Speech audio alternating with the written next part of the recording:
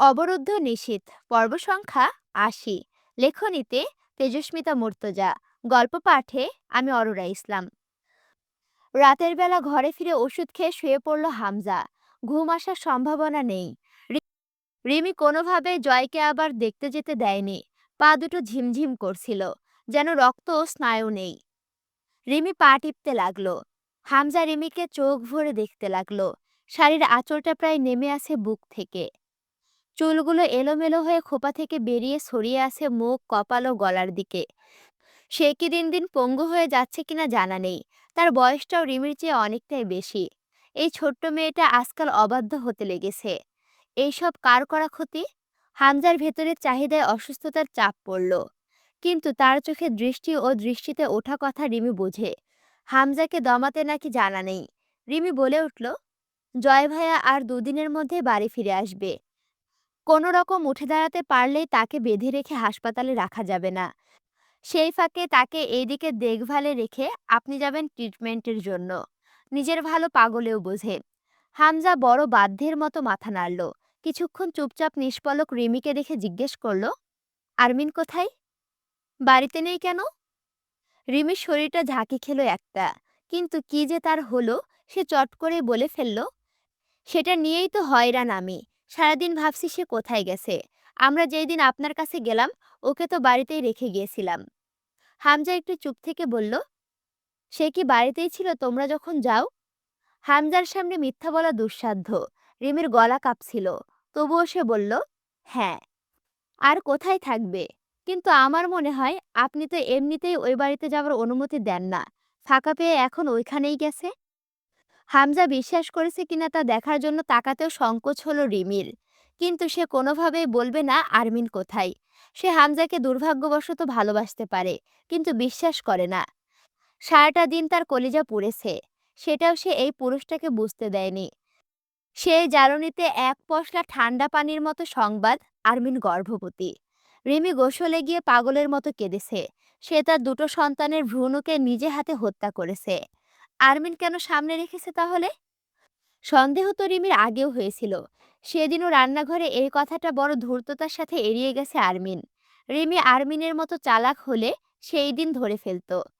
কিন্তু জেনে শুনে আরমিন জয় আমিরের সন্তান গর্ভে ধারণ করেছে কেন? কি উদ্দেশ্যে? সকালটা হামজা চরম ব্যস্ত কাটল। অসুস্থতা পাত্তা পেল না। সে সকাল সকাল দল নিয়ে পুলিশ ফাঁড়ি, ক্লাব ও পার্টি অফিস ঘুরল। এই কদিনে সব তথ্য পকেটে ভরল। আরমিনের বাপের বাড়ি থেকে খোঁজ এলো, সেখানে আরমিন নেই।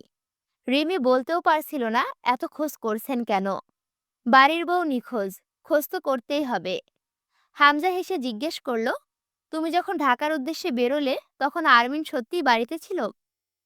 কেন জিজ্ঞেস করছেন বারবার একই কথা?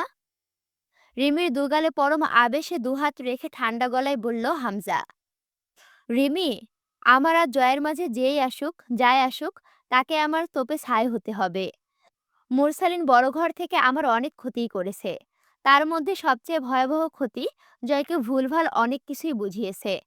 জয়ের আমার প্রতি দ্বিধাভরা আচরণের কারণ ছিল সে। আমি কিভাবে সহ্য করেছি কয়টা দিন, আন্দাজ করতে পারো? আমার আন্দাজ সঠিক হলে সে জয়কে এটাও বলে দিয়েছে আমি জিন্নাকে মেরে ফেলেছি। রিমি আঁতকে উঠল।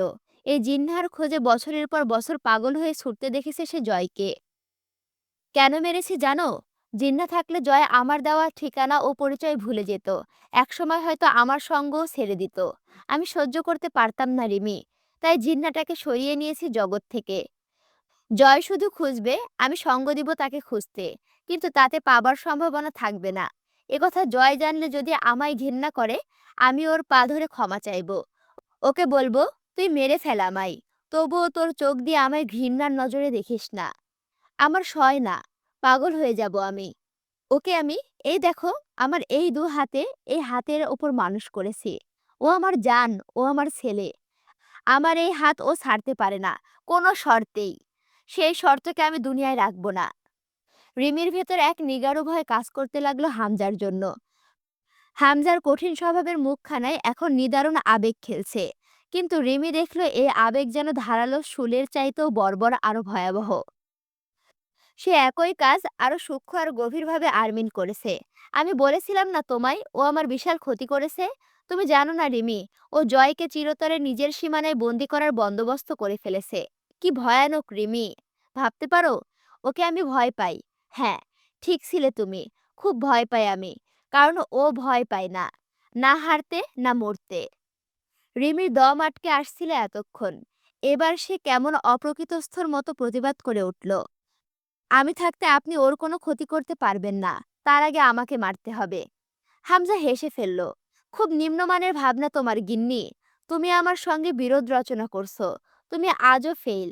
পারলে না আমার অর্ধাঙ্গিনী হতে। এ আমার সৌভাগ্য, গর্বের কথা। খুব বাজে কথা রিমি। আপনি এত নোংরা কেন? নিজের ভিতরে যে এত এত পাপ পুষছেন, তারা কখনো ধিক্কার দিয়ে ওঠে না আপনাকে? মানব জীবনের ক্ষুধা চাহিদা প্রবৃত্তি জ্বলন্ত নক্ষত্রের মতো। নক্ষত্র বেশি সক্রিয় হলে তা মারা যায়। আর নক্ষত্রের মৃত্যু মানে বোঝো তো রিমি? কালগহ্বরের সৃষ্টি, যা এতটাই অসীম যে তার ভেতরে আলোকরশ্মি প্রবেশ করলে তাও আর মুক্তি পায় না, বিলীন হয়ে যায়। তাতে তুমি কত কি দেবে, কত ক্ষমতা, কত ঐশ্বর্য, কত শক্তি, সব তলিয়ে যাবে অসীম বিবরে। আমি সেরকম এক মৃত নক্ষত্র। ন্যায় নীতিও সব তলিয়ে যায় আমার গর্ভে। পুস্তকগত জ্ঞানে আমি মানুষের সংজ্ঞা জানি। সে হিসাবে আমি মানুষ নই রিমি। আমি হলাম ধাঙর। আমি এতটাই ক্ষুধার্ত যে দুনিয়ার সমস্ত আবর্জনা সহ পাপ পুণ্যকে গ্রাস করে বসে আছি। মেনে নাও, সুখে থাকবে। এটা সুখ নয়, নরকবাস। নারী কোথায় সুখী তা আমার জানা নেই, তাই বলতে পারছি না। তবে যদি এটা নরকবাস হয় তো হলো। তবু আমার সঙ্গ ছাড়ার সুযোগ নেই তোমার কাছে। তুমি আমার অর্ধাঙ্গিনী রিমি। রিমির চোখ দুটো লাল হয়ে ছলছল করতে লাগলো।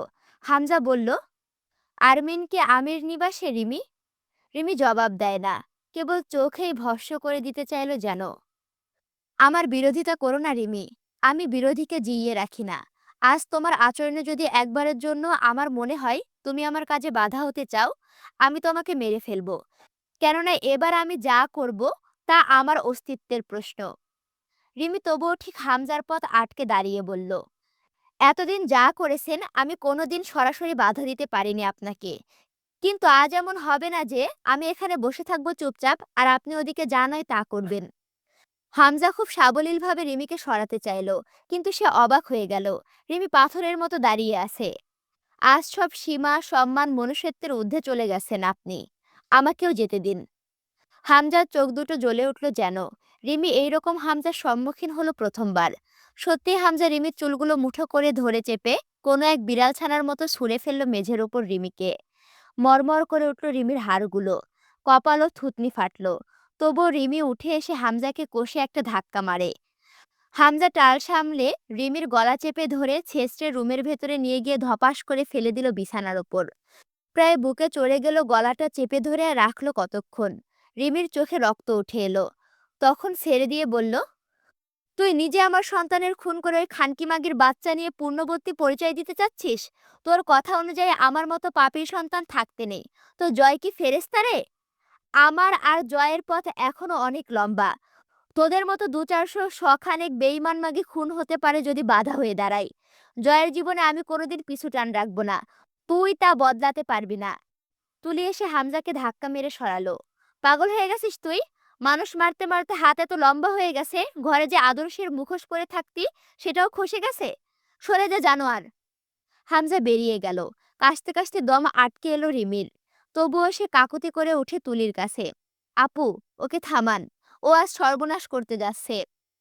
হামজা তুলিকে টেনে বের করে দিয়ে রিমিকে বিছানার উপরে ফেলে রেখে বাহিরে থেকে দরজা বন্ধ করে রেখে বেরোলো। বলে গেল, এই বাড়ির সীমানা একটা পাখিও যেন পেরোতে না পারে। জয় আমির গুলিবিদ্ধ হবার শেষ রাত থেকে হাসপাতালের বাইরে মোতায়েন ছিল আইনশৃঙ্খলা বাহিনী। সেই দিন দুপুরের পরপরই রউফ কাউসারের পক্ষ থেকে জয়ের কেবিনের সামনে জড়ো হয়ে পড়ল। ওয়ান্টেড ক্রিমিনাল জয় আমির আইনের নজরদারিতে বন্দী হয়ে পড়ল। আইনের পক্ষ থেকে তার জন্য এখন কেবল জীবন বাঁচিয়ে নেবার মতো চিকিৎসা গ্রহণের অনুমতি রয়েছে। সামান্য সুস্থ হলে কারাগারে স্থানান্তর করা হবে, এরপর আদালত। হাসপাতালে যাবার পর হামজা অবাক হলো পুলিশদের আগ্রাসী ভূমিকা দেখে। সে সকালে উপর মহলে থেকে কথা বলে এসেছে, লাখ কয়েক টাকা প্রাথমিক চিকিৎসার পর্যায়ে গুনে ছেড়ে দিয়ে এসেছে। দুজনের আউটডোর ভিসা রিনিউ হচ্ছে ওদিকে। এর মধ্যে এত দুঃসাহস দেখানোর কারণ কি? থানা পুলিশ হামজাকে দেখে একটু নড়েচড়ে উঠল বটে, একটু গাইগুই করল। কেউ বা বলল, পুলিশ ফাঁড়ি থেকে ভেগে এসে ঠিক করেনি জয় আমির, নয়তো আমরা সামান্য কনসিডার করতে পারতাম হামজা সাহেব। এখন আর সে জায়গা নেই। তাহলে কি এমপিও তাই চেয়েছিল? সে যদি তার প্রচেষ্টায় জয় আমিরের কই মাছের জান নাও বেরোয়, তো ভয়ানক এক মামলায় তাকে দীর্ঘভাবে ফাঁসাতে তো হবেই। জয় হামজাকে দেখে কেবল তাকিয়ে রইল। তার ভিতরে অতিরিক্ত প্রশ্ন জমে সে বোবা হয়ে গেছে যেন। এখনো রিজার্ভ ব্যাগের খানিকটা রক্ত খুব ধীরে ধীরে শরীরে যাচ্ছে তার। সাইডে টিভির প্রভাবে চোখ বুজে এলো। হামজা হাত ধরে বসে রইল। দুপুর পেরিয়ে গেল। তখন দুপুরের ইঞ্জেকশন দেওয়ার পর জয় আবার ঘুমিয়েছে। হামজার ওঠার সময় হলো। সে জয়ের মাথায় হাত নেড়ে উঠে এলো। জয়ের দিকে একবার করে তাকালেই সে টের পাচ্ছে আরমিনের কাছে যাওয়া তার জন্য ফরজ হয়ে গেছে। তার এখন আরো অনেক ধ্বংসতাণ্ডব চালানো ছিল, কিন্তু তা এই প্রতিকূল পরিস্থিতিতে বোকামি হবে। দিন তো ফুরিয়ে গেল না।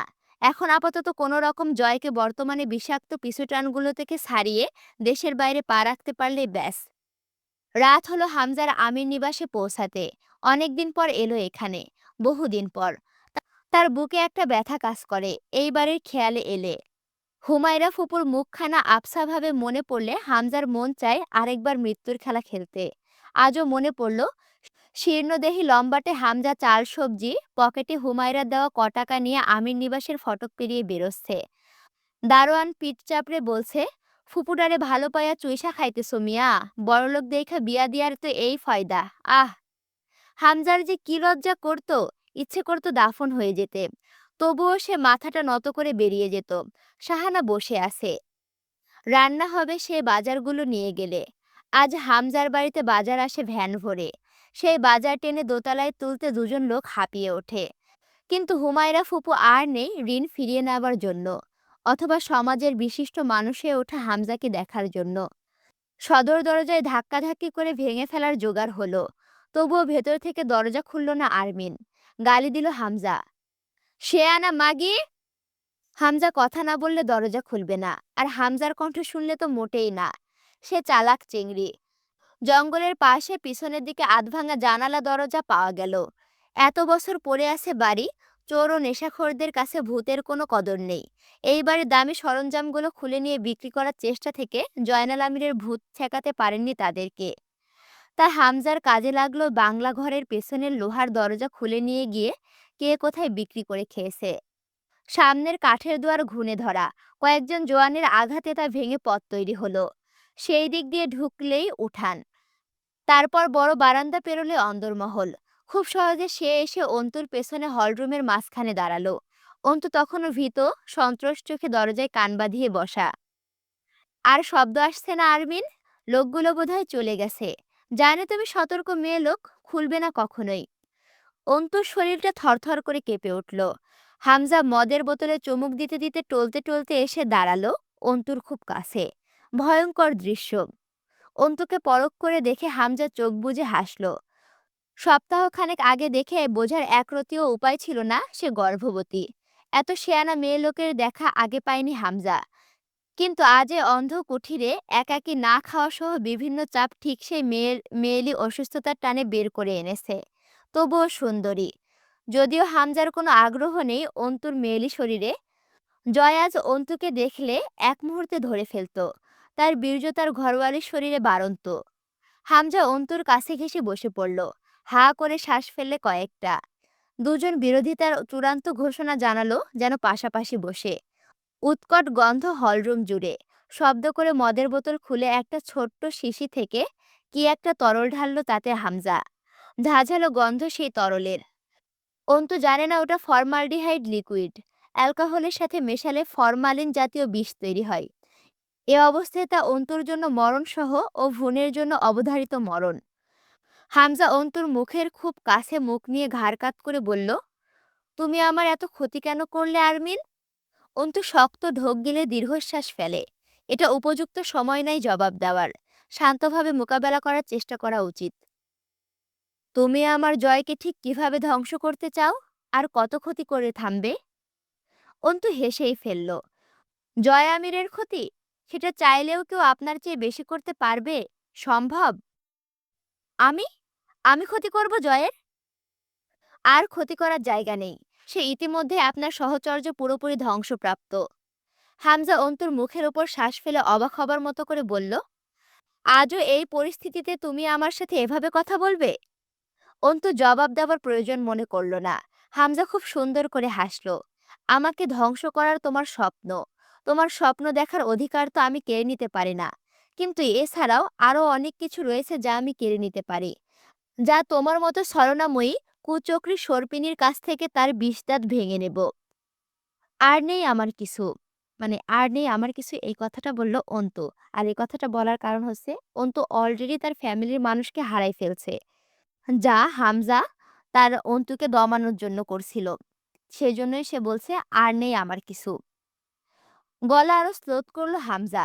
অন্তুর মুখে দৃষ্টি চালিয়ে বলল, হুম, এই ছলনা জয়ের উপর খাটে। আমি তোমার কাছে তেমন কিছু পাইনি যা আমাকে আচ্ছন্ন করে তুলবে, আর তোমার এই খেলায় গুটি হব আমি। নোংরা ইঙ্গিতের অন্তুর শরীর ভার হয়ে এলো। খুবই কাছে বসে আছে হামজা।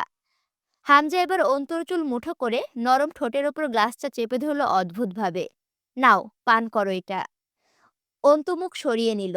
তাকে সর্বোচ্চ ভয় যে তার সম্মান হরণ ও তাকে স্পর্শের মাধ্যমে পাইয়ে দেওয়া যায়, এ কথা যেন সবার জানা। অন্তুর মনে হলো এই দুর্বলতার কাছে সে বারবার হেরেছে। আজও বুক কাঁপছে, শরীর অবশ হচ্ছে।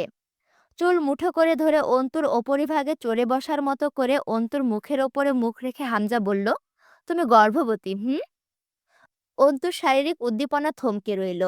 বুকে ঢিপ ঢিপ শব্দ উঠে গেল। তার নীরবতা যেন হামজাকে জবাব দিয়ে দিল। এবার হামজা আবার বলছে বলে হাসতেছে কিন্তু এখানে। জয় জানে না, হাসলো হামজা। মাসখানেক আগে অন্তু টের পেল তার শরীরে গর্ভ অবস্থার লক্ষণ স্পষ্ট। ঘৃণ্য পাপী ও তার এক জীবনে আসামির রক্তবীর্য নিজের শরীরে। তার কেমন লেগেছিল সে নিজেও বোঝেনি। সে অদ্ভুত অনুভূতি কেবল অদ্ভুত, বর্ণনা করা যায় না, তা ছিল মিশ্র। কিন্তু অন্তুর কাছে বিবাহিত জীবন বলতে একটা সংসার ও এক পুরুষই বোঝায়। যে পাপী হলেও অন্তু তার ছোঁয়ায় সিক্ত, তা মোছার উপায় নেই। অন্তুর একটা ভবিষ্যৎ অবলম্বন চাই, যা পেঁচিয়ে ধরে সে অনিশ্চিত ভবিষ্যতে পাড়ি দিতে পারে। একটা সন্তান, নিজের গর্ভজাত আপন। এটা কতটা মূর্খ ছিল জানা নেই। মুখ্য বিষয়টা ভয়াবহ বটে। জয় আমিরের একটা পরিবারের নেশা রয়েছে। আমির পরিবারের উত্তরাধিকারিণী পাবার পাগলামি আছে। এর চেয়ে বড় শাস্তি তার জন্য হতে পারে না যে সে জানল তার সন্তান রয়েছে, কিন্তু তাকে চোখে দেখার বা ছোঁয়ার সাধ্যি ও অধিকার তার রইল না। যাবজ্জীবন কারাদণ্ডপ্রাপ্ত আসামির এক জীবন ফুরিয়ে যায় তার বন্দিত্বে। যে নিজের পরিবারকে হারিয়ে আরও অসংখ্য পরিবার একইভাবে উজাড় করেছে, তার নতুন করে পরিবারের সন্তান হতে নেই। অন্তুর সন্তানের ওপর কেবল অন্তুর অধিকার থাকবে, অন্তুর জীবনের খুঁটি। তাতে জয় আমিরের ভাগ নেই। সেই জীবনে জয় আমির মুক্ত হবে মৃত হয়ে, এই বেঁচে থাকা মৃত্যুর ঊর্ধ্বে। সে এই খবর ততদিন পর্যন্ত দুনিয়া থেকে গোপন রাখতে চেয়েছিল যতদিন না জয় ও হামজার পাপের কারাবদ্ধতা আসছে। হয়নি তা। হামজা অন্তুর শরীরের ওপর উবু হয়ে ঝুঁকে তরল ভর্তি গ্লাসটা এগিয়ে দিল। নাও, ড্রিঙ্ক ইট। আমি অ্যালকোহলে অভ্যস্ত নই। কোনো ব্যাপার না, ট্রাই করে দেখো। তীব্র ঝাঁঝালো ও বিষাক্ত গন্ধে অন্তুর বুক অবধি জ্বলে উঠল। কি মিশিয়ে পান করতে দিচ্ছেন আমায়? টেস্ট করে দেখো। মরে গেলেও না। হামজা মাথা দোলায়। মরবে না তুমি। মারব না আমি তোমায়। আমি সহজে মারি না কাউকে। আপনি কি চাচ্ছেন বুঝতে পারছি না। বুঝতে পারছো, তুমি বোকা নও। তুমি কুচক্রী ঘাতকিনী। এবার অন্তু উত্তরে বলতেছে, আমার বাচ্চা আপনার কোনো ক্ষতি করেনি। করবে। জয়কে আমার কাছ থেকে কেড়ে নেবে, ওকে পথভ্রষ্ট করবে, মায়ায় বাঁধাবে, পিছুটান তৈরি হবে। তা হতে দিতে নেই। খানিক চুপ থেকে তাচ্ছিল্যের স্বীকারোক্তি করল, যেভাবে তুমি ছোট্ট একটা দানা বালকণা থেকে আমার জন্য মহাদেশ হয়ে উঠেছ। অন্তু দেখল ঘৃণা ভরে হামজাকে। হামজা কিছু বলবে, গুরুত্বপূর্ণ কিছু, জানা নেই আর কি শোনার আছে। এখানে হয়তো হামজা বলছে, বুঝছো। ২০১১ সালের মাঝামাঝিতে একদিন হামজার কাছে কুষ্টিয়া থেকে বার্তা এলো ইসলামী বিশ্ববিদ্যালয়ের এক জঙ্গির অনুসারী পাওয়া গেছে। সেটা বড় ধরনের কথা নয়। বড় কথা হলো সে হামজার অঞ্চলের ছেলে, অন্তিক প্রামাণিক, স্কুল মাস্টার আমজাদ আলী প্রামাণিকের ছেলে। সমস্যাটা অন্তিকের বিশ্ববিদ্যালয় জীবনের শুরু থেকেই। সে যখন হলে উঠবে, লীগের বড় ভাইরা বলল গণরুমে থাকবে। কিন্তু গণরুমে থাকার একটা সুবিধা হলো, বড় ভাইরা যখন তখন মিছিলসহ রাজনৈতিক কর্মে যোগদান, দলে নাম দেওয়া, মদ পান, আড্ডা, নারীবাজি, চাঁদাবাজি ইত্যাদি ডাক দেন। তার ফলে পড়ালেখা ছেড়ে উঠে যাবার সুযোগ রয়েছে। পড়ার খাটুনি থেকে মুক্তি পাওয়া যায়। কিন্তু অন্তিক এসবে আগ্রহী না। সে আপত্তি জানিয়েছে বেশ কয়েকবার। তারপর তাকে নজরে রাখা হচ্ছিল। সে জানেই না ২০১১ এর শেষের দিকে দেশের পরিস্থিতি গরম। মুক্তিযুদ্ধে কে বিরুদ্ধচারণ করেছে, কে পাকিস্তানের চর ছিল, এই নিয়ে দুই প্রধান দল কাদা ছোড়াছুড়ি করেছে। বছরের শেষের দিকে একটা অভ্যুত্থান হতে হতে হলো না। অভ্যুত্থানটা ছিল ইসলামীপন্থী কিছু সংগঠনের পক্ষ থেকে। ভারতের পুতুল হয়ে থাকা চলবে না, এই উদ্দেশ্যে। কিছু গ্রেফতার টেফতার চলার পর তা থামল। এর মাঝে অন্তিক একজন মোটামুটি পর্যায়ে সভ্য পুরুষ। সে ইসলামী অনুষদের দাওয়া বিভাগে অনার্স করছিল। সর্বনাশের মূল অংশ এখান থেকেই হলো বোধহয়। দাওয়াহকে ইসলামের অনুশাসনমূলক রাজনৈতিক ক্রিয়া হিসেবে বিবেচনা করা হয়ে থাকে। পরে অন্তিক আসন পেয়েছিল বঙ্গবন্ধু হলে। একদিন রাতে সে পড়েছে। হঠাৎই তাকে ডাক পড়ল। সে বের হতে একদল তাড়া করল তাকে। তাদের হাতে চাপাতি, ছুরি, স্টিক। অন্তিক না বুঝে দৌড়াতে শুরু করলো। হল চত্বর পেরিয়ে রাস্তায় প্রাণপণে অনেকটা ছুটে সে মণ্ডলপাড়া মসজিদ অব্দি পেরিয়ে এলো। তখনও পেছনে কমপক্ষে ৮-১০ জন ধাওয়া করছিল তাকে। সে মসজিদের অদূরে ভাঙা টিনের একটা গেট প্রায় আরেকটু চ্যাপ্টা করে ভেঙে মাঝরাতে ঢুকে পড়ল অচেনা কারো বাড়িটাতে।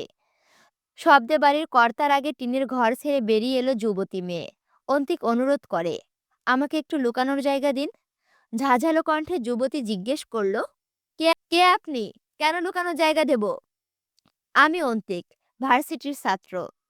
গলা শুকিয়ে কাঠ, শরীর থরথর করে কাঁপছে অন্তিকের। আর কিছু বলতে পারল না সে।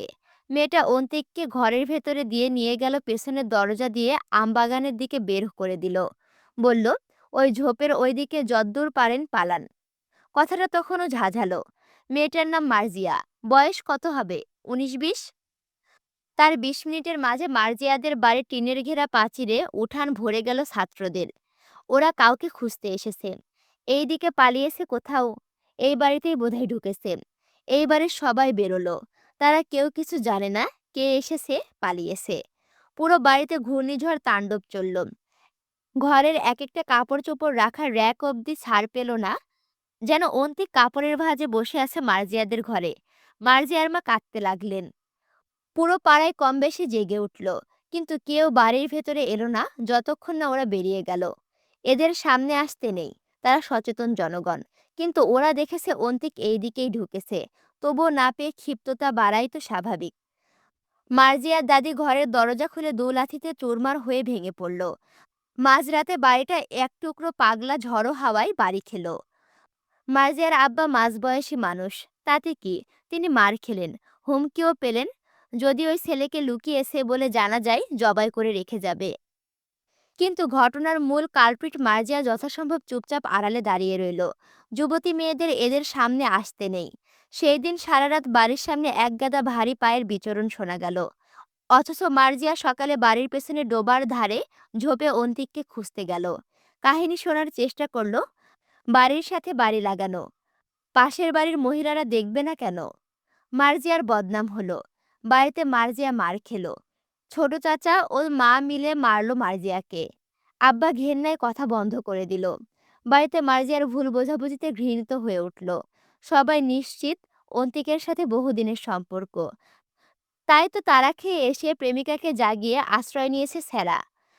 আবার এত কিছু হলো, তবুও লাঙের খোঁজ দিল না মেয়ে। দুদিন ওভাবে পলাতক থাকার পর অন্তিক জানতে পারল সে মিথ্যা মামলায় অভিযুক্ত। বঙ্গমাতা হলের এক ছাত্রীর সাথে কয়েকজন কি করেছে সেটার দায় অন্তিকের। এবার ছাত্র উপসদ সহ হলের প্রধানরাও অন্তিকের বিরুদ্ধে। এবং এটার কারণ হিসেবে বলা যায়, অন্তিক কোনো সাহসে বড় ভাইদের আহ্বান ঠুকরায়। তার পথ কোনটা? অন্তিকের এই পরিণতি জুনিয়রদের জন্য শিক্ষা হয়ে থাকবে। পরে জানা গেল, এটার চেয়ে বড় কারণ অন্তিক যে গোপনে টুকটাক করে ইসলামী সংগঠন ও দাওয়া সম্বলিত কার্যক্রমে সমর্থন সমর্থন ও অনুসরণ রাখে, এটা জানাজানি হয়েছে।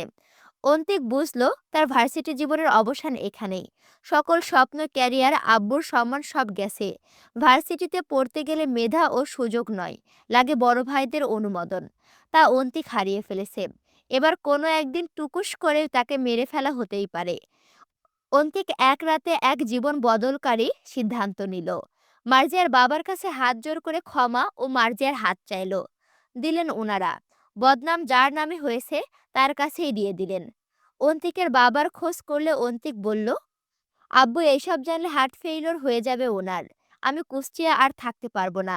আমার জানের ঝুঁকি রয়েছে। মার্জিয়ার বাবার বাড়ির লোক অদ্ভুতভাবে এই এক রাতে মুসিবত হয়ে আসা অন্তিকের জন্য একের পর খুব বেশি ত্যাগ তারা করেছেন। এই ত্যাগ যা আজব। তারপর অন্তিকের ব্যবসার জন্য এক গাদা গহনা মার্জিয়ার হাতে তুলে দিয়েছিলেন। তারপর সে অন্তিক যখন মরল, মার্জিয়া সহ অন্তিকের সন্তান ও জন্মদাত্রী পালনটাও তাদেরই করতে হলো। কিন্তু এসব দুই গোয়ার কোনোদিন কারো কাছে বলেনি। অন্তিক একটু পাগল হয়ে গেছিল। সে এত কঠিন এক মানসিক আঘাতের পর দিনাজপুরে ফিরে আব্বুর কাছে ভুল বোঝার শিকার হলো, যেখানে তার নিজেরই বেশি পাগলামি ছিল আব্বুর আদর্শ ধরে রাখার। মার্জিয়া ও অন্তিক তারপর বোধহয় দুজনই একসাথে পাগল হলো। এই এত বড় ঘটনাটা দুজন রোজ গিলতে গিলতে বাড়ি থেকে বাকি তিনটে মানুষের থেকে তারা আলোক বর্ষ দূরে চলে গেল। মার্জিয়া অন্তিককে পাগলের মতো ভালোবেসে ফেলেছে হঠাৎই, এটা সত্যি। কিন্তু অন্তিক মানসিকভাবে বিপর্যস্ত। কিন্তু সে যে কখনো জানেনি কুষ্টিয়া থেকে ফিরে সে নজরভুক্ত হয়নি। হামজার লোক তার অবস্থা বহুদিন ধরে পর্যবেক্ষণ ও জানাশোনায় দেখে লোক মারফতে তাকে নিয়ে ফেলল পলাশের ডেরায়। এটাকে বলে ধান্দা ও এক ঢিলে দুই পাখি। অন্তিককে দমন ও পলাশের ধান্দায় বাড়তি মুনাফার ব্যবস্থা হয়ে গেল। ২০১২-তে অন্তু হাজী মোহাম্মদ দানেশ বিশ্ববিদ্যালয়ে অ্যাডমিশন নিল সমাজবিজ্ঞান বিভাগে।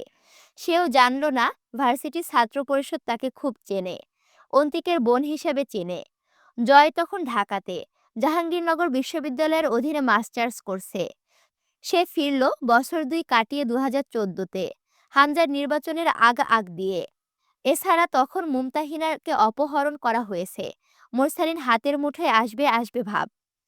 সেরকম একদিন অন্তিকের বোনের সামনে হাজির হওয়ার শখ জাগল জয়ের। সেও কখনো দেখেছিল না, কিন্তু সে দেখল অন্তিকের বোন অন্তিকের মতো মনোবল খুব সহজে হারায় না। সিগারেটের সাথে সাথে গোটা জয়কে পায়ে পিষে চলে যাবার দুর্বার সাহস জয়কে খুব ডিস্টার্ব করে তুলল। এরপর মুমতাহিনাকে নিয়ে কৌতূহল বশে সে গভীর হাঁটাহাঁটি শুরু করলো। পরাগও এক প্রকার দুর্বল হলো মেয়েটার জন্য। কথা ছিল, অন্তুর মতো একটা সামান্য মেয়েকে দমাতে এক রাত ক্লাব অথবা কোনো হলের রুমে একটু খাতির করলেই ব্যাস।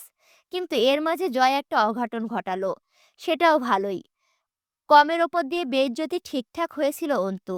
কিন্তু শেষক্ষণে সে অন্তুটা যে বাড়ির বউ হয়ে যাবে এটা সব ঘেঁটে দিল। যদিও ঘাটার কথা ছিল না, যদি না মেয়েটা অন্তুর মতো বিচক্ষণ, জেদি আর কুশলী আগুন হতো। অন্তু দম আটকে হামজার মুখের দিকে তাকিয়ে রইল অনেকক্ষণ। তার জীবনে কোনো ঘটনাই তাহলে কাকতালীয় ঘটেনি। আর না ঘটেছে সেদিন সিগারেট পায়ে পিষে ফেলে। এসবের সূত্রপাত তখন, যখন অন্তু কলেজ পড়ুয়া বেখবর কিশোরী। এসব হবার ছিল বলেই হয়েছে। অন্তু চোখ দিয়ে টসটস করে কয়েক দানা জল নিথর মুখখানার উপরে পেয়ে পড়ল। অন্তিক আজ নেই। জয়, আমির ও হামজারা অবশেষে তাকে গাড়ির তলে থেতলে ঠিকই মেরে দিয়েছে। এবার আবার হামজা বলছে, নাও এটা পান করো। অন্তু অদ্ভুত স্বরে বলে, বিশ্বাস করুন, জয় আমির আপনাকে জীবিত দাফন করবে ও জানলে। হামজা হতবাক হবে নাকি ক্ষুব্ধ সে ভুলে গেল। তার জয়ের ওপর ঘাতকিনীর এই নারীর এতটা অধিকার বোধ ও ভরসা জেগেছে। হামজার পাগল পাগল লাগলো নিজেকে, কিন্তু পর মুহূর্তে সে হেসে ফেলল অসীম শীতলতার সাথে। অন্তুর গলার কাছে থুতনি ঘেঁষে বলল, কে বলবে জয়কে? তুমি? হুম, তুমি তো আর থাকবে না জয়ের সামনে উপস্থিত হবার জন্য। তাহলে কে বলবে? এই দেওয়াল, আসবাবপত্র? অন্তু একবার দেখলো এই নিথর দেওয়াল ও আসবাবপত্র। শিকারী এক একটা ইট এই বাড়ির। অবরুদ্ধ নিষেধ আবারও নেমেছে প্রকৃতিতে। আজকে অন্তুর গ্রাস হবার পালা। অন্তুর পেটের ওপর হাইবুট দিয়ে এক লাথি মারল হামজা। চেপে ধরে রইল পাটা। অন্তু নিদারুণ আর্তনাদ করে ওঠে, আব্বু! ঠোঁট কামড়ে কেঁদে উঠল মেয়েটা। হামজা আরেক পা দিয়ে অন্তুর বাঁ পায়ের উরু চেপে ধরে হাত দিয়ে অন্তুর হাত জোড়া বন্দি করে প্রায় গোটা শরীরটাকে নিয়ে ঝুঁকে পড়ল অন্তুর ওপর। ঠোঁটের ওপরে চেপে ধরল তরল। Drink it, my devious lady. I won't suggest anymore. Antu ছলছল চোখে অসহায় বদনে চাই হামজার দিকে। হামজা চোখ বুজে প্রশান্তির শ্বাস ফেলল। এই কাতরতা এই নারীটির চোখে দেখার জন্য হামজা অস্থির হয়ে পড়েছে। কিন্তু হতাশা একটু রইল। তবুও অন্তুর চোখে দ্রোহের আগুন ছলকাচ্ছে। আপনাকে আজ শত্রু হিসেবে একটা পরামর্শ দেই। যা করতে চাইছেন করুন। আমও যাবে, সালাও যাবে। যে যে আফসোসে আপনি পড়বেন তার কোনো অন্ত থাকবে না ইহকালে। হামজা এক টুকরো হাসল। এভাবে হামজা ভরকে না। অন্তু কাতর স্বরে কেমন পাগলের মতো করে বলে, আমায় ছেড়ে দিন। আমার কিচ্ছু নেই। আমার বাপ নেই, মা থেকেও কাছে নেই। সব নিয়েছেন। এইটুকু আমার থাকুক। এইটুকু আমার দাবি। আমার নিজের। আমার সন্তান। আমি ওকে নিয়ে বহুদূর চলে যাব। কোনোদিন আর আসবো না এই পথে। আপনার জয়কে আমার কখনোই চাই না। আপনি রাখুন তাকে। সে আমার কাম্য নয়। না পেলেও সে কখনোই তার সন্তানের ভাগ। আমার থাকুক এইটুকু। সে আমায় এইটুকু দিয়ে দেবে, আমি চাইলেই অনায়াসে। আপনি তাকে বলবেন তার প্রাণভ্রমরা নিয়ে আমি চলে গেছি। এটা তার জানা দরকার। আমি দূরে চলে গেলেই তার জানা দরকার। হামজা অবাক হবার ভান করে। হুম, সন্তানটা কার? তোমার? না, মেয়ে লোকের কোনো সন্তান থাকে না। ও তো কেবল পুরুষের দান। আচ্ছা, এটা কার সন্তান? জয়ের? তো ব্যাস, এতে আমার ১৬ আনা হক আছে। আমার চাওয়া মোতাবেক তার ভাগ্য নির্ধারণ হবে। তবে যদি এটা জয়ের সন্তান না হয় তো বলো, ছেড়ে দেব। জয়কে বলে দেব ও এমনিতেও আর তাকাবে না। কিন্তু ওর হলে ছাড়া যাচ্ছে না যে। অন্তু চোখ বুজে ফেলল। বুকটা থরথর করে কাঁপছে। তলপেটে মরণের ব্যথা। বুকের ব্যথা নেই। অন্তুর ব্যথায় আসর আজ। তবুও অন্তু আকুতি করে, আমাকে যেতে দিন। আজ আমি আমার ঘাড়ে নিলাম সমস্ত দায়। আপনাদের বিরুদ্ধচারণ, অন্তিকের বোন হওয়া, এক অসহায় স্কুল মাস্টারের মেয়ে হওয়া, সমাজের সাধারণ শক্তিহীন মানুষ হবার এই সব পাপ আমার। এর বিনিময়ে আমি আজ পথান্তরী হব। তার শাস্তি এক নিষ্পাপ শিশু পেতে আছে বলুন তো? ও আমায় কত ভরসা করে। ও জানে আমার গর্ভ ওর জন্য নিরাপদ। বাইরে যাই হোক, আমি ওর গায়ে এক টুকরো আঁচড় লাগতে দেব না। এমনটাই চুক্তি আমার ওর সাথে। যেদিন ও আমার কাছে এসেছে, ওর কাছে আমি দোষী হয়ে যাব আজ। এই লাঞ্ছনা মা হয়ে সওয়া যায় না। আপনি বুঝতে পারছেন? ও আমার আমানত। আমার নারীত্বের দাগ পড়ে যাবে। আপনার দেওয়া সব কলঙ্ক কবুল। কিন্তু মাতৃত্বের কলঙ্ক? আমি পায়ে পড়ছি আপনার। জয়ামির? ও, ও ওর বাপ। সে সে ওকে মারবে না। আর জায়গা নেই আমার ভেতরে। আমি আর পারবো না। মেয়ে হয়ে বাপ হারিয়েছি, শুয়েছি। ভাই ও পরিবারও হারিয়েছি, মেনে নিয়েছি। ইজ্জতের দাবি ছেড়েছি। মাতৃত্বের সেই সুযোগ নেই বোধহয়। আমি পারবই না। আমি বুঝেছি। আমায় যেতে দিন। অন্তর কান্নায় ভিজে ছিটকে আসা আকুতি অবরুদ্ধ হলরুমের প্রতিটা দেওয়ালে প্রতিধ্বনি হলো। কিন্তু এই হলরুম এ ধরনের আর্তনাদ বরাবরে অভ্যস্ত।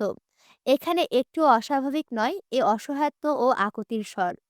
হামজা বিস্ময়ে বাকরুদ্ধ হলো। নারীত্ব ও মাতৃত্ব যে নারীটির মাঝে এত তীব্র, সে কি করে এতটা ধ্বংসাত্মক হতে পারে? অন্তু তাকে হতবিহ্বল করে তুলল। হামজা ভাবতে পারছিল না, বুঝতে পারছিল না নারীটিকে। এত রূপ ও অনুভূতির সত্তা অধিকারিণী রিমি পারেনি। তার ভেতরে অন্তুর তুলনায় একরতীয় বিদ্রোহ না থাকার পরেও সে কি করেছে? হামজার মনে হলো আরমিনের ওপর জয়ের পতন জায়েজ। সে শুধু বলল, কোথায় যেতে দেব? জয় যে প্রশ্ন করবে আমায়, কি জবাব দেব? কোথায় আছে তার সপিনী? মাথা নত করল হামজা। লাশ দেখিয়ে বলতে হবে এমপি ছেলেটা ঘ্যাচাং করে দিয়েছে। হামজা ক্ষান্তি দিল। গ্লাস সরিয়ে নিয়ে বোতল ধরে নিজে পান করতে করতে ডাকলো, ওরে আসিস রে তোরা, সিস্টারকে পাঠারে। ৪ জন সহকারী নার্স ও ডাক্তার এলো। হাতে কিসব সরঞ্জামের বাক্স। অন্তু মেঝের ওপর ছেঁচড়ে কিছুটা পিছিয়ে যায়।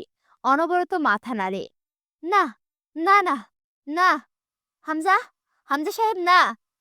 হামজা বলল, কাজ শুরু করুন। রাত অনেক হলো। রোগীকে দেখে ডাক্তারের নারী ও মানব মনে দোল দেওয়া স্বাভাবিক। ইতস্তত করে তারা ডাকে, স্যার। হামজা জবাব দেয়, কি? আবেগে টান পড়েছে? পিস্তল বের করে হাতে ঘোরালো ২-৪ বার। এভাবেই নিয়ে আসা হয়েছে তাদেরকে। একজন গর্ভবতী অ্যাবর্শন করাতে হবে। তার শরীরের কন্ডিশন খারাপ। আনা হলো এখানে। শুকনো ফুলের মতো বিধ্বস্ত সুন্দরী। চোখের দিকে তাকালে আর অস্ত্র চালানো সম্ভব হতে চাইবে না। কি করবে তারা? অন্তু উঠে দাঁড়িয়ে কয়েক পা দ্রুত সরে যেতে নেয়। হামজা বলল, ছেলেদেরকে ডাকবো তোমায় ধরার জন্য? তোমার পর্দার খেলাপি হবে না তো? ওরা শোবেও, দেখবেও। তোমার আপত্তি না থাকলে ডাকবো। অন্তুর শরীর থরথর করে কাঁপতে লাগলো। মাটিতে বসে পড়ল মেয়েটা। হামজার সামনে হাঁটু গেড়ে বসে হু হু করে কেঁদে উঠল। জীবন তাকে কোথায় এনে ফেলেছে? সে আজ প্রথমবার জীবনকে জিজ্ঞেস করলো, আমার অপরাধ কি? বল, আমার অপরাধ কি? আমি কেন এত অসহায়, একা? এত দুর্গতি কোন পাপের বিনিময়ে হিসেবে দেওয়া হলো আমায়? অন্তু টের পায় তার পাশে আব্বু বসে। অন্তুর কান্না দেখছে। অন্তু আত্মহারা কণ্ঠে ডাকে, আব্বু, কোথায় তুমি? সামনে রেখে কেউ এমন প্রশ্ন করে অন্তু। আজ আমায় রক্ষা করতে পারো আব্বু? না, না অন্তু, সেই দিন পারিনি যেই দিন তোকে এই জীবন দিয়েছি আমি। আজ কেন আশা করছিস বোকার মতো? চট করে অন্তুর বিচক্ষণ মস্তিষ্ক হিসেবে খেলে যায়। আব্বু কি সেই দিন চলতি পথে অতটা সময় অন্তিকের সাথে কাটিয়ে এই ঘটনাগুলো শুনেছিল? সেই জন্যই কি জেনে বুঝে চুপচাপ অন্তুকে বিয়ে দিয়ে দিতে আত্মসমর্পণ করেছে? নয়তো কেন সেই দিন কোনো প্রশ্নের জবাব না দিয়ে মানুষটা কেবল অন্তুকে মেনে নিতে বলেছিলেন? কেন সেই দিন বলেছিলেন অন্তুকে তিনি মেরে ফেললেন? আর তারপর ব্রেন স্ট্রোক। এইসব কতটা চাপে হয়েছিল। অন্তু দেখে আব্বু আর নেই। সে ছটফটিয়ে ওঠে। হামজা হলরুমের কেন্দ্রীয় আসনটিতে বসেছে পায়ের উপর পা তুলে। অন্তুর চোখের সামনে জয় আমির ভেসে ওঠে। কোথায় সেই লোক? তার সন্তানকে রক্ষা করার কর্তব্য নেই তার? আসবে না সে? অন্তুর জন্য না, নিজের সন্তানের জন্য আসা দরকার তার। অন্তু এদিক সেদিক তাকায়। কোথাও নেই জয় আমির। কোথাও কেউ নেই অন্তুর। সে এতিম, সে একেলা। অন্তুর ৪ হাত পা বাঁধা হলো মোটা লাইলনের দড়ি দিয়ে। আজ আকাশে চাঁদ নেই। অমাবস্যার নিশীথ। আমির নিবাসের অভিশপ্ত অবরুদ্ধতা। হামজার নির্দেশ, সম্পূর্ণ চেতন অবস্থায় অস্ত্রোপচারের মাধ্যমে গর্ভপাত করতে হবে আর্মিনের। যদি অসহনীয় ব্যথা ও রক্তপাতে এখানেই মরে যায় তো গেল, নয়তো মানুষ মারা কঠিন ঘটনা নয়। অন্তুর গর্ভ অবস্থা ৩ মাসের, সুতরাং তার সেকশন অ্যাসপিরেশন করা হলো। সহকারী ৩ জন ও যে নারী ডাক্তারটি এসেছেন ওনারা অবধি কেঁপে উঠলেন। একবার তাদের মনে হলো হামজার গুলিতে মরে যাওয়াই ভালো, তবু এমন নৃশংস ধরনের পাপ ও পাগলামি তারা করতে পারবে না। অন্তুর দেহের নিম্ন অংশ যখন অনাবৃত করা হচ্ছিল, হামজা এক সময় চোখ ফিরিয়ে নিল। সে শুদ্ধ পুরুষ নয়, কিন্তু তার মোটে আগ্রহ নেই এই নারীটির শরীরের ওপর। সে সুন্দরী হলেও কেবল ঘৃণ্য। চাইলেই সে আজ অন্য কিছু করতে পারত, কিন্তু রুচি নেই। অথবা কিসের এক দ্বিধা ও আড়ষ্টতা। ভাইয়ের স্ত্রী যে। প্রকৃতিতে মাঝরাত, চারিদিকে পাথরের প্রাচীর। তার মাঝে দাঁড়ানো আমির নিবাসে অন্তঃপুরীতে অভিশাপ রচিত হলো সে রাতে। অন্তর হৃদয় বিদ্রাণী চিৎকার ও নারীত্বের হাহাকারে আমির নিবাসের দেওয়ালও বুঝি থরথর করে কাঁপছিল। অন্তর যৌনিদার ফুরে ধাতব ডায়ালিটর প্রবেশ করল গর্ভাশয় অবধি। আমির নিবাসের শেষ ভ্রূণ পিণ্ডটুকু গর্ভথলি থেকে অপসারিত করা হলো। ১৫ মিনিটের ব্যবধানে অন্তর শরীর ও মেঝেতে রক্তে স্নান হলো। অন্তু লুটিয়ে পড়ল অন্ধকারের কোলে। রক্তপিণ্ডের মতো দেখতে রক্ত ভেজা একদলা ভ্রূণ পড়ে রইল মেঝের ওপর। জয় আমিরের রক্ত ও বীর্য শরীর থেকে বের হয়ে যাবার পর অন্তুর শরীরটা হালকা হয়ে এলো। কোথাও একটুও ব্যথা নেই, মায়া নেই। শুধু কলকল ধ্বনি তুলে অন্তুর নারীত্ব রক্তের সাথে বয়ে যাচ্ছে নিম্নদেশ বেয়ে। তা একটু একটু গড়িয়ে গিয়ে হামজার পায়ের তলায়ও তো ঠেকল। হামজার বুকটা মুচড়ে ওঠে। জয়ের রক্ত মিশে আছে এতে। হামজার রক্ত তুলে হাতে মাখে। লাল টকটকে গরম তরল, একটু গন্ধ। হামজার ভেতরে ঘৃণ্য উদ্বেগ হলো। এটা জয়ের রক্ত নয়, এটা নোংরা নারীটির বদ দেহরস।